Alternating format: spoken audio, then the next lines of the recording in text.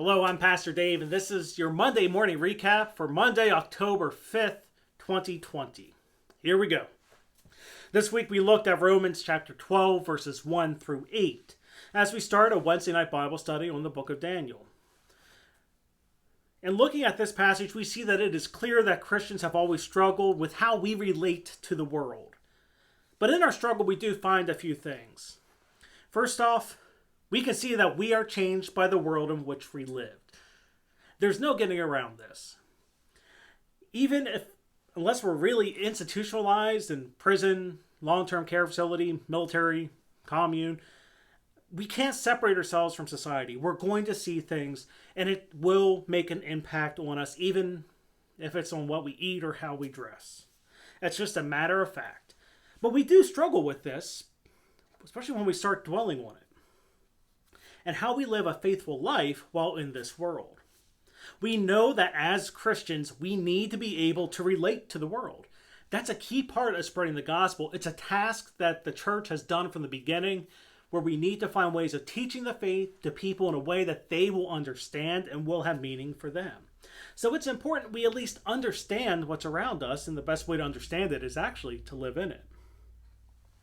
And this is nothing new because we have a history and tradition of using parts of the culture for the gospel. One of the ways this was done was in the use of popular tunes from secular songs as hymns.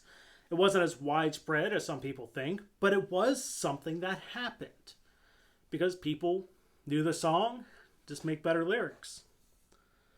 But the issue that comes with this isn't so much about the world itself, but the change that can be made in it. And oftentimes we confuse what change is good and what change is bad.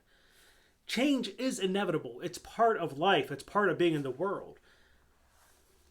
And the world will make changes on us. But we are not to change ourselves to be more like the world. And that means we're not setting out to be more relevant in the world just for the sake of being relevant in the world.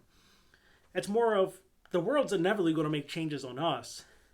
But we're going to keep true to our faith in the midst of those changes. And that's really where the struggle is. How can we prevent the world from going too far and changing us, that we move too far away from God?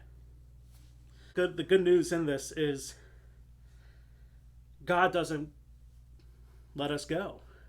We are called to be the people of God. Something will not seem right if we do otherwise.